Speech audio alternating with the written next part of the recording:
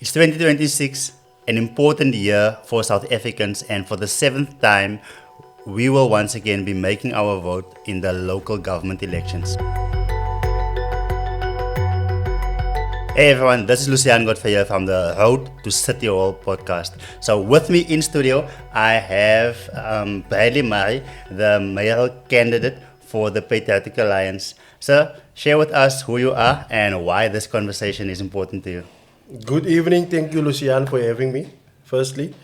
And compliments of the season. Happy New Year. You know, we all settled in. The kids are back to school. And for us, it's a very important year as politicians. But let me start with introducing myself. My name is Bradley Murray. I am the mayoral candidate for the Patriotic Alliance. So, ons almal ken the PA. Yes, sir. It's a PA ding. Okay. A lekker PA ding. So, this year is a crucial year for us as the PA, right? So if I'm going to give you a little bit of background, is that in 2016, the PA went to elections and we got one seat. In 2021, we went to elections and we got 2 seats. Now, there's not real power attached to so little seats if you have other parties that has more seats and they can form governments, right? So it's crucial that the PA come out strong this year. We've looked at our numbers. It's very, very good. We've actually looked at 2024's numbers. And already there we can see the PA is going into that double-digit seats. But now we are going to contest this election and we are going to campaign, as my president says it. And he says it and I believe it. That settles it. We are campaigning for no coalitions. We are campaigning for an outright majority in Nelson Mandela Bay this coming elections. So that is where we are. Our core beliefs, by now, if you don't know it, Abahambe, all illegal foreigners must leave this country, right? Our country, our city, Nelson Mandela Bay, we are drained by resources. So I'll make you an example, right? Sure. You and I, we pay rates and taxes in Nelson Mandela Bay. I can see where you live. So your rate, I know exactly how much rate you are paying, very, very much. And you pay sewage, you pay refuse, Yes. you pay for your water, Yes. right? Then you have areas such as Durban Road, you have Central, that is flooded with illegal foreigners they don't have any papers to be in the city or in the country, but they are there. They have shops. And you know what this city does right now? In Durban Road, they send out the refuse trucks 2 times a day. Wow. While you and me that's paying 1,000 rand in Texas Once a week. get once a week. En as jy jou verslaap Sure. en jou sakke vergeet om jou sakke uit te sit, you'll have to wait for another week.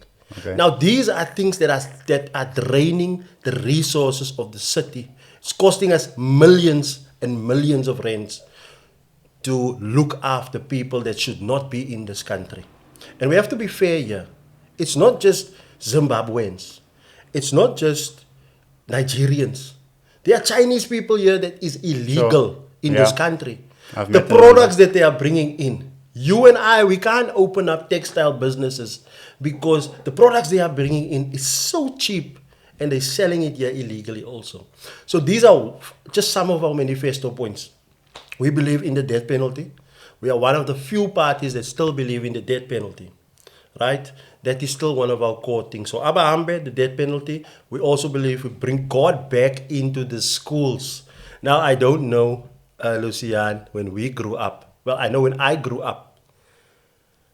My meneer het my connect so close dat ek het amper gevoel ek is op pad, die Here gaan my nou kry. You know, that is how we grew up, right? God has been kept out of schools now. God has been kept out for a long time. Corporal punishment has been disbanded. We are struggling.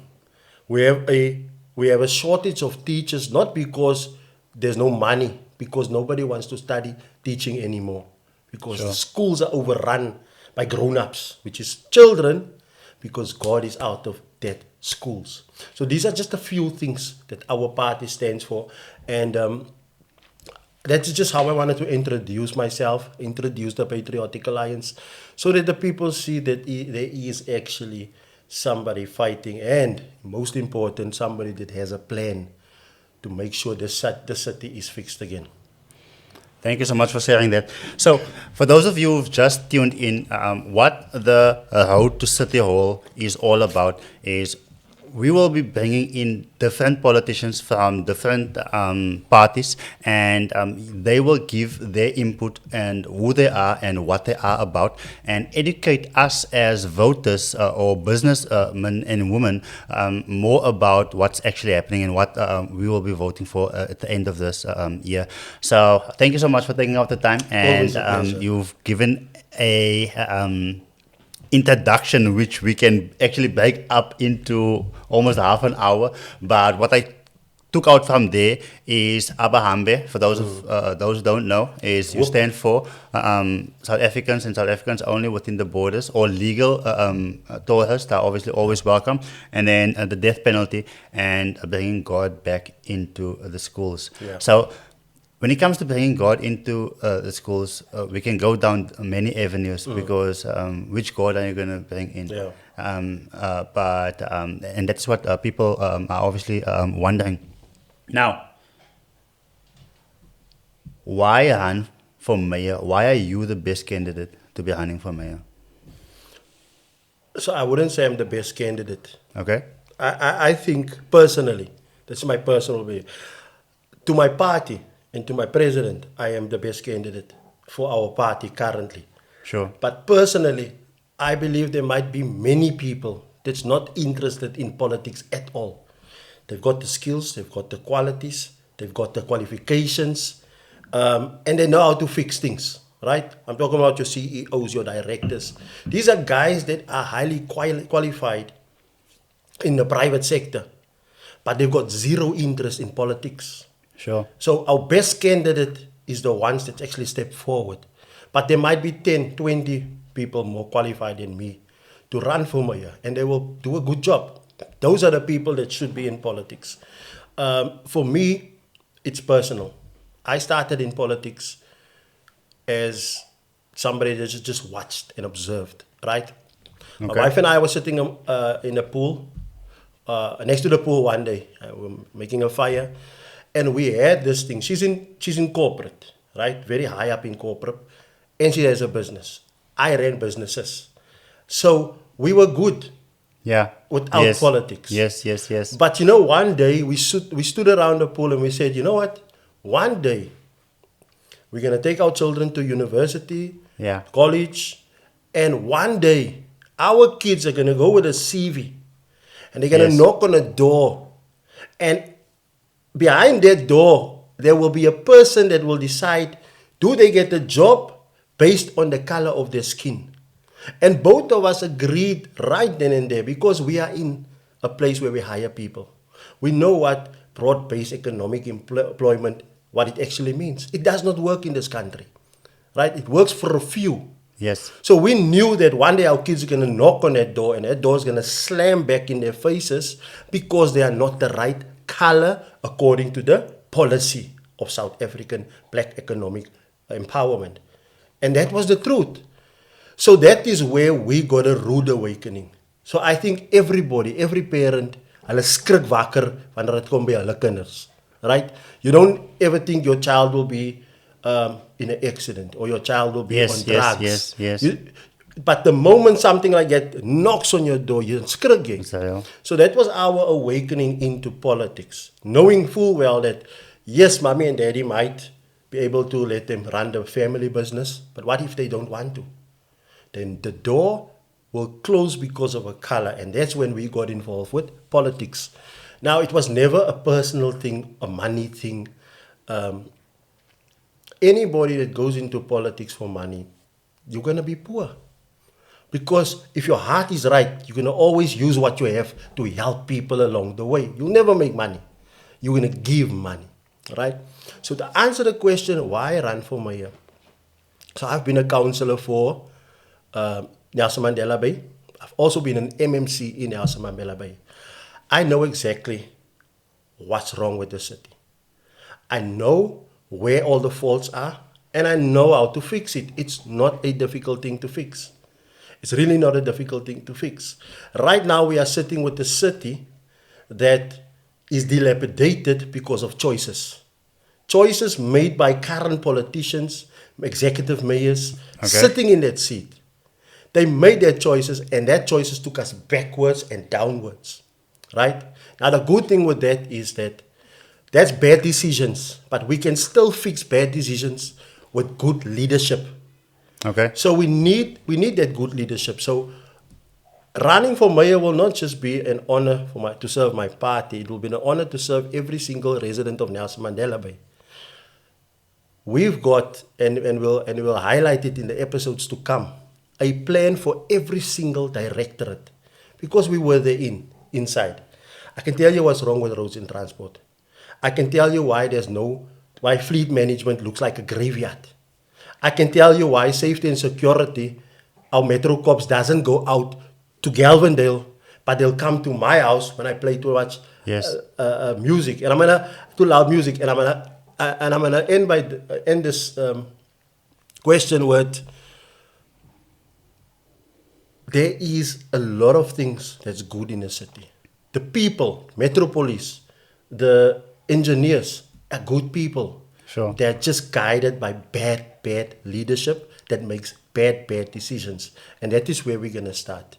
So I'm running for mayor of Nelson Mandela Bay. I know where the problems are. I know how to fix it. And we've got the appetite under the PA banner. We've got the appetite to fix those things.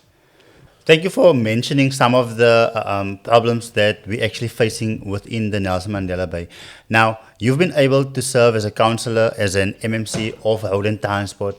So I'm sure that you can share with us one or two issues that people are actually facing on a daily basis. And how do we solve that? People face various problems in the city. Normally a politician will come up and say service delivery. Yeah. But that is a broad, it's like IT. I thought you just get computers. Sure. But then you find out there's a programmer, there's an administrator. It's the same like in medical field. Somebody walk past you see his title is doctor. You don't know if he's a nose doctor, eye doctor, ear doctor. That's how broad it is. And service delivery are exactly the same. Okay. Right? So politicians normally hide away from that part. Let's go deeper, right? Sure. So I'm going to make you, let's say, two examples. One is lightning. We know if you drive through Stanford Road, Gale Road, Boyson Park Drive, Tololo. there's nothing. The lights are off. I mean, residents know that, right? So how do we fix that? So the PA has got a plan that we written. That plan is ready. So what you're going to see in these episodes to come, we're going to explain to you each department. And in each department, we're going to show you what is wrong, where are the flaws, how we're going to fix that. And we're going to bring that solution to the people. And if the people must judge us on that, when we take the mayoral seat, they must judge us on all those things that we said. But we know it's tangible things that we can actually achieve. So one, how do we fix street lights? Simple thing. If you drive and it's dark, a street light will make you hit a pothole. Yeah. But if you fix the street light, the next thing you do is you fix the pothole. But let's start with street lights.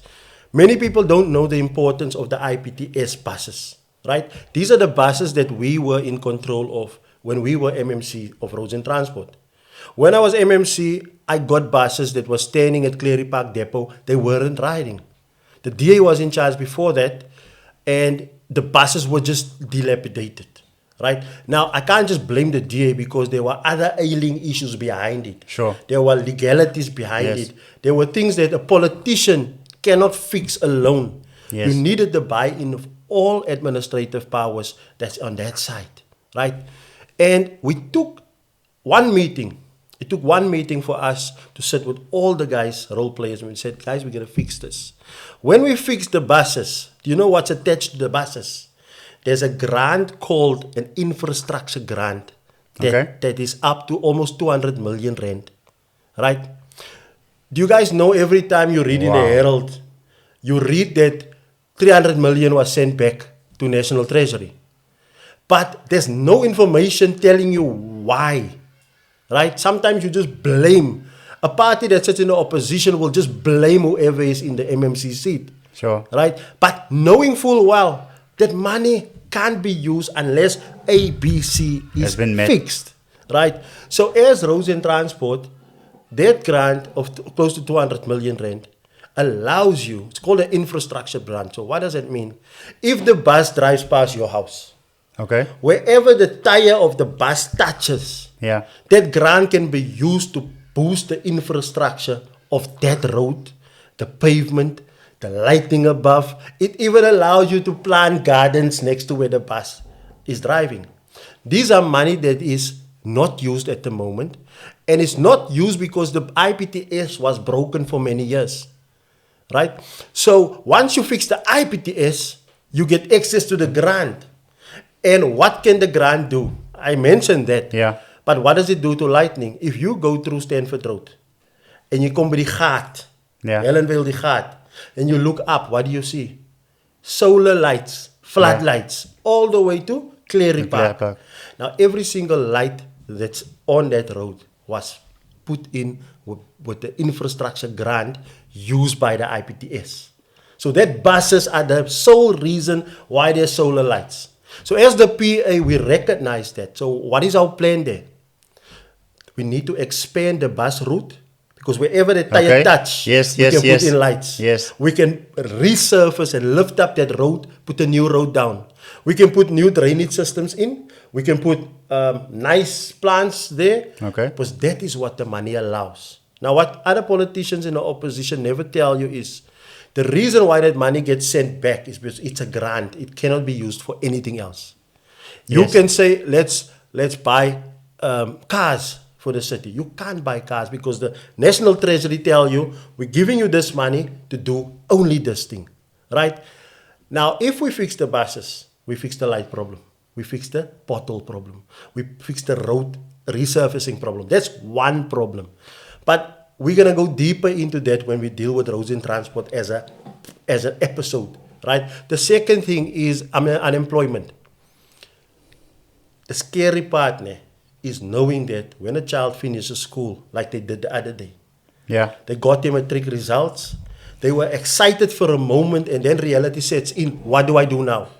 Where do I Confused. go from here? There's Yeah. nothing. I was one of the people that I knew in standard 6 already, I won't make it to college. Because Yes. there was not the economics there in are my no home. resources. Economics in my home already told me. So my outlook on school was just, it was kaput in standard 6. Because I knew the chances of me going through the doors of a college or a university is slim. Many of those children are facing that reality today. They celebrated yesterday. They got the results today. There's no plan because the house, there's nothing there. Sure. So our unemployment are now climbing with all that students that's done. We've got Abahambe, right? Abahambe says, let's remove all foreigners. That's illegal. There's a difference. We must be very clear. Yes, yes, yes. Neto Ramakrishna. If you don't have papers, you don't belong in this country. You are not supposed to have a shop in Galvandale if you don't have papers to be in this country. If you have asylum papers, asylum means there's war in your country. It doesn't allow you to open businesses.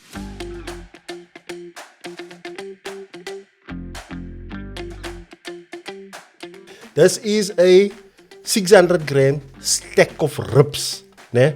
You've got wings, onion rings, and chips. Kijk hier maar, second. So what I've done is, I said, all right, I know Lucian eats a lot of groente, but let me bring him something to taste. So I brought a Yes, taster. sir. We're gonna taste it, and you're gonna tell us hoe smaak onze mensen se kosse. Dig in. I was surprised. I was surprised you're not going for the big piece. Off camera. Off camera, I'll go for the biggest. No, it's definitely worth the hype, and yeah, I think I'll eat some less vegetables from here going forward. So if you don't want to cook on a Sunday, go get you a stack of ribs on a Saturday from Ayans. Gaan toch vroeg because it sells out very fast. Ayans takeaways to the world, boss.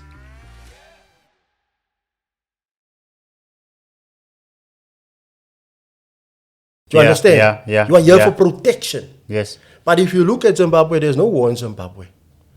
These people are going home December, they're coming back, they're opening shops. Now, what are we saying? We're saying, let's get rid of the foreigners. Let's close down the shops. The owners that own the building and hiring it out for the foreigners, let us put up their rates. Let us solve that problem. Once that shops are unoccupied, they are empty, the foreigner is home. We use our economic department, economic development, tourism and agriculture. There are grants there. Normally they just give funding for farmers and fencing, but there's money. Those money we can package grants to give to the owner of the house that they don't have to collect rent anymore. They are now the businessman. It is their shop. The grant allows them to buy stock, to buy groceries, whatever goes on the rack. And the grant puts them to a program where they learn how to do business. That is why the department is there, right? So that will alleviate the unemployment because now mommy can run a shop and pay. The children can either work there or they can go to university. These are small. I'm not going too deep into it because I want to delve into it deeper when we speak on the topic directly. I'm just scared that you may be on your way to fail before you even started because you're blaming government for not fixing, like for instance, the lights, as you're saying. But they are fixing it, but it's continuously being vandalized every time, every week, etc. How do you actually fix the problem? Yeah. You see, I think we have a listening problem here. I just told you the solution. But it seems like maybe you are affiliated to one of these parties. But let me break it down to you. It's easy to throw accusations around, but go for it. All right. So, those lampposts, you ride in that street. I challenge you, go ride in that street tomorrow with your own car. Stop in front of it, look up, and you see if there's any cables connected to those things. It's not. The solution here is taking away the cable system from the lightning and replacing it with a solar system. Lighting. Ja, the lightning must strike. Because I don't understand. Those lights are almost 20 meters, 30 meters high.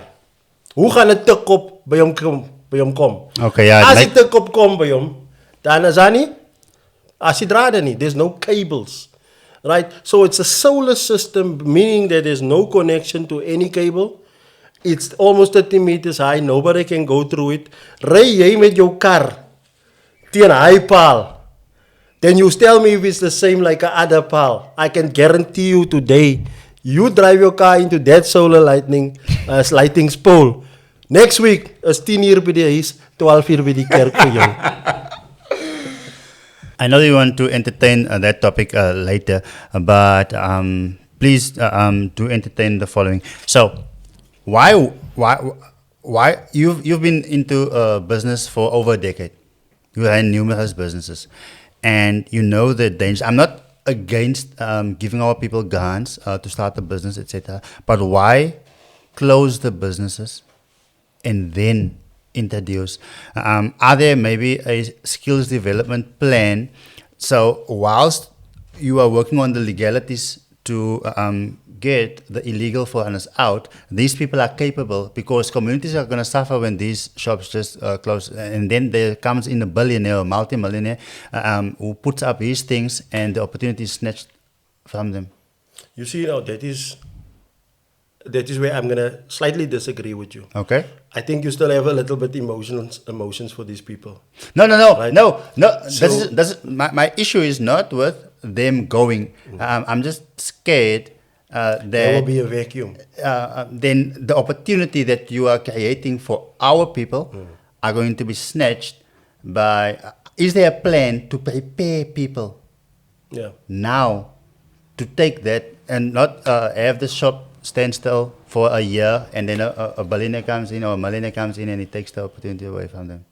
So look, if that happens, if a South African comes in, and he says, "Look, it's business.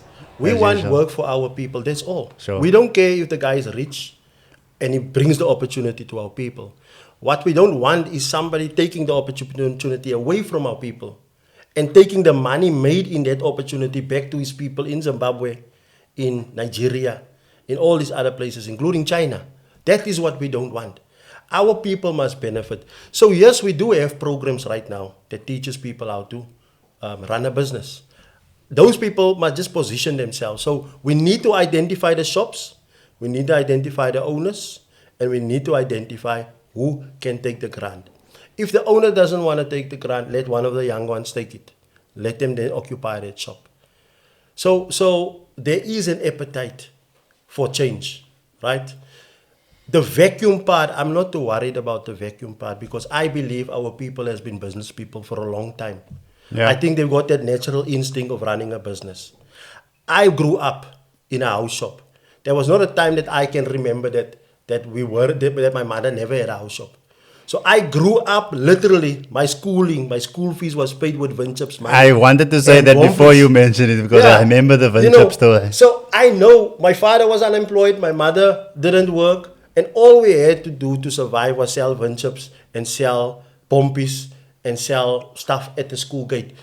Our people know how to survive, but when you take the last dignity away from them, and you let a foreigner tell them, you can't swipe, we'll charge you extra 10 rand.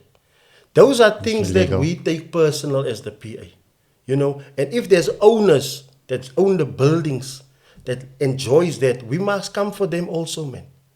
I will tell you this in closing with this thing. In 2021, after the elections, the PA got 2 seats. Our president, Gayton McKenzie, came and he says, Abahambe, let us go. People said we were only saying Abahambe before the elections. Right? Now the elections are done. We've got 2 seats. Yes. We are in council. And now the president says, hey, picks up the phone and calls and says, hey, councillors, ons gaan Durban Road to. Boston. Yeah. We're going to go inspect those shops. We're going to look for papers. We're going to look for expired stuff. Sure. Right. We went there. Do you know who the people were that wanted to stop us with firearms? Our people. It was our people, our business people that owned that buildings. They were the ones that wanted to fight with us, to block us. It wasn't even the foreigners.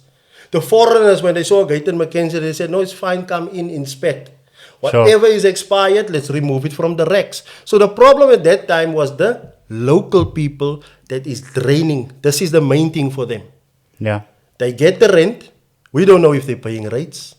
Sometimes you get 30 to 40 people living in that shop, in that building, and they couldn't care less. Because the more money they make as an owner, the better their families are. But our people have to suffer. So we've got a broader plan that speaks to all these ailments. And you can see how passionate we are about it. And if you don't want to solve the foreigner problem and the shops problem, don't vote for the PA. You're going to be disappointed. Yeah, you're going to be disappointed. When we go to Durban Road one day and we have the actual power to go affect the change, then don't vote for us if you don't want that done. The PA have been accused of being xenophobic. Don't you think that that just confirms it? So, it sounds like, I said it earlier, it sounds like you are so very attached to these illegal foreigners. I don't know, you must tell us if there's somebody there at home that you are, protecting. We'll send the guys out. But you see, here's the difference. Xenophobic is a nice word when it suits you. When your boyfriend is from Nigeria, xenophobic suits you. When your girlfriend is from Zimbabwe, xenophobic suits you. Right? When you have interest with foreigners or illegal foreigners, like these people hiring their houses out to illegal foreigners, it suits you. Xenophobic suits the entire Durban Road and all the owners of that properties. But here's the thing. I'll make you an example when xenophobic will change to patriotism. Any one of that owners of that building, if a foreigner comes over that border without his fingerprint coming through the system, without documentation, that foreigner can walk into any of those people's houses, kill, rape, steal anything in your house, walk back over the border and nobody will even know this person exists in this country. Think about that the next time you want to use the word xenophobic. Think about your children. If you have a daughter, just think about what would happen if a foreigner walks in, rapes your daughter, murders her in your house. There's a lot of fingerprints, but that fingerprint is not in the system. That guy walks free in this country like a ghost. So I want to challenge all those xenophobic lovers to think about that. The next time it happens, and it happens on a daily basis in this country. The next time when your mother has to sleep on the floor because an illegal foreigner must give birth on a bed in a hospital, you tell me if that is xenophobic when your mother is laying there or your daughter is needing medical help. So these are things that we say, don't vote for us if you want to use nice words like this. I have a follow-up question, but I think I'll keep it for the next time. But to give you some, not that you need any preparation, but who decides where the borders should be? Should it be open for all Africans, or should it be only, or should the borders be for South Africa and divide Zimbabwe? But we'll speak on that when the time comes. Yeah, but definitely. The next question is, as we are wrapping up, me not being a politician and our viewers here maybe not understanding the game of politics like most politicians do. What do you think most leaders avoid explaining to our people? And I think one of them was how you accurately explained how to actually fix the road such as Stanford Road. So I think politicians shy. When I say politicians, I'm talking about that few bad apples. Sure. They shy away from the truth, right? Remember, when you go campaign, you have to knock on a door and you have to engage somebody directly in their space. Already you standing there, you already see the circumstances. You knew that you had to jump over a sewage leak or a sewage dam to get to that door to go ask for a vote. Sure. So you're not naive. You know exactly what is going on in those communities, right? Then you get the vote. You go inside. Now you want to start speaking like a politician. Your Engels is so gevaarlijk dat die mense by die huis weet eens wat het hy man nou gesê nie. You know, I think that is where it becomes a problem. And I'm going to go back to when you asked me, do I think I'm the best candidate, or what makes me the best candidate? And my answer to that was, there are people that's highly qualified to run the city, right? That are normal people. They are not politicians. They are normal people. They don't wake up with point of orders and motions of confidence in their heads. They wake up with solutions, because the corporate world works on one thing. There's a problem. How do we solve the problem? In any work, go to VW, go to anywhere. There are people that's being paid to solve problems in every department, and including a cleaner. Their job is to solve a problem. Now, these are people that we need in government, but they don't want to come. They want to separate politics as if politics is this evil, not knowing that when the lights go off, it goes off in their homes as well. It's politics. When the taps doesn't open, which is currently happening right through the city, it affects them as well. It's politics. You hit a pothole, it's politics. You drive through sewage, it's politics. Everything is linked to politics. So that's the kind of people that we need there. If we are not going to jump in and make that change from, I just want to complain here because I can sing, there will always be a people running for an election, getting a seat. With that 1 or 2 seat, they will become a mayor. And that people is going to run the city for you. So that is the reality. You know, you don't have to like me for saying it, but it is the truth. I was a businessman. I made money. I was in real estate since 20 years old. I'm 43. I'm still in real estate. Sure. Right? There was a time when I was the youngest franchisee in South Africa with a real estate company. There was a time when I outsold all the white people in this country. I outsold them in the Rosen Properties brand throughout South Africa. But I knew that one day my kids is not going to be the right color when they want to start their careers. And I had to take a decision to jump into politics. I could have sat there in my comfort zone. My wife could have sat there in my comfort zone, in her comfort zone. And we just watch it play out, right? So we need that people to come in, because those are the people that will tell you directly, this is the problem.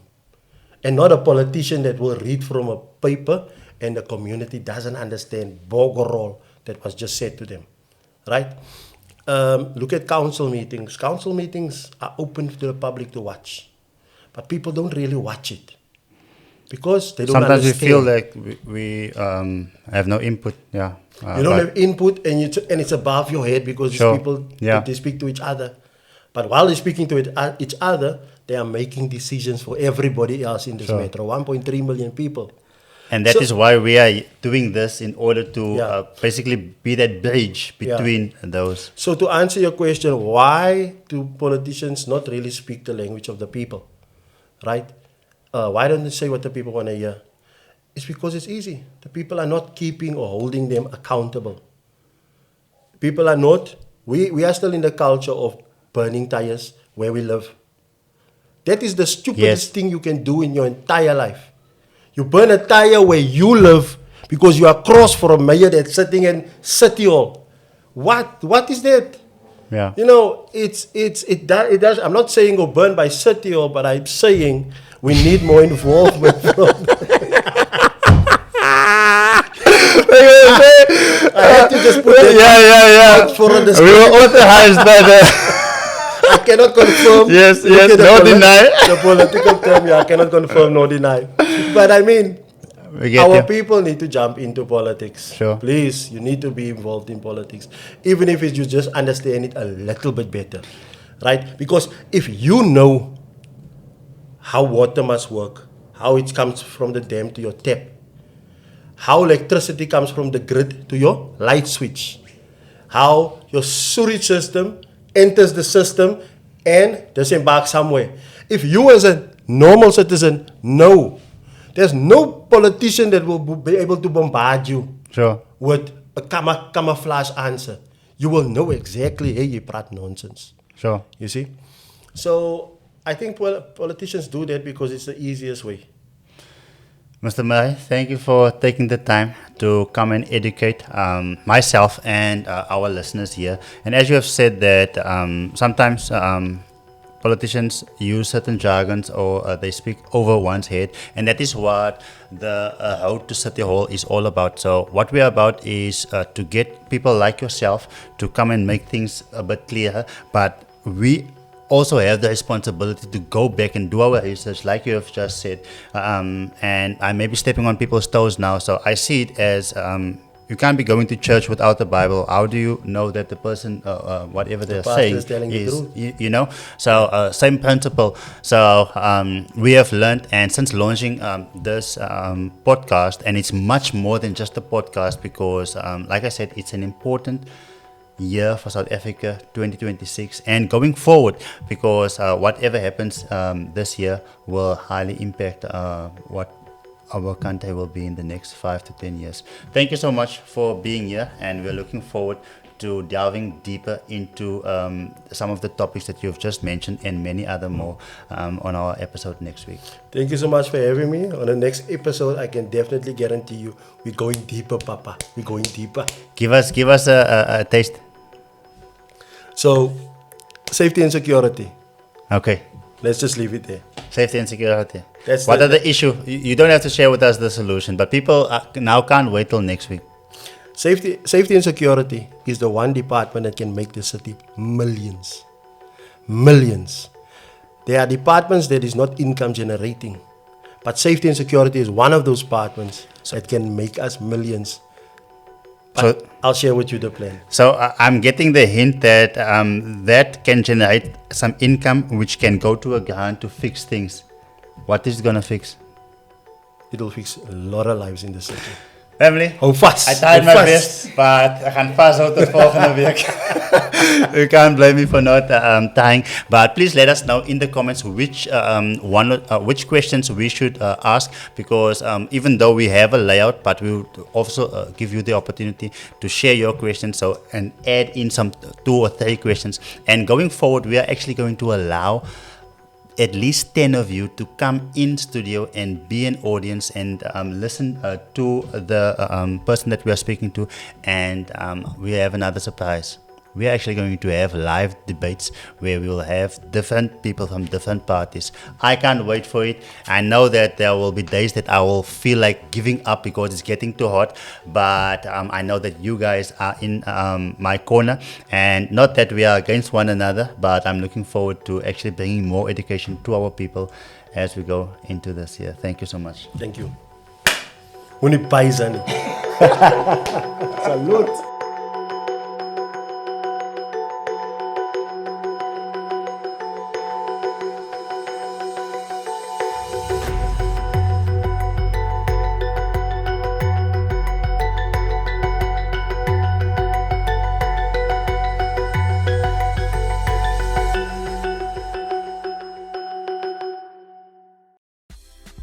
My name is Bradley Murray and I'm running for Nelson Mandela Bay Mayor 2026. I know how the city works, I know why it's failing, and I know how to fix it. Journey with me in the next 20 episodes where I'm going to share my plan for Nelson Mandela Bay from department to department and how we are going to fix it. I'll see you on the screens. Salute.